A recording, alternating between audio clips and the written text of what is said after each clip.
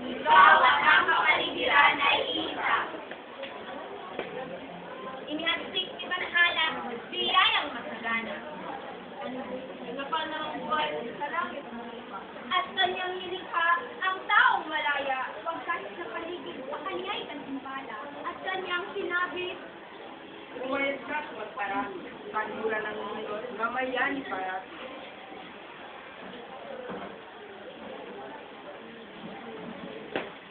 ako ang ibabaw ang atas ni Banhala, nangangahulugan lamang ng panalangin.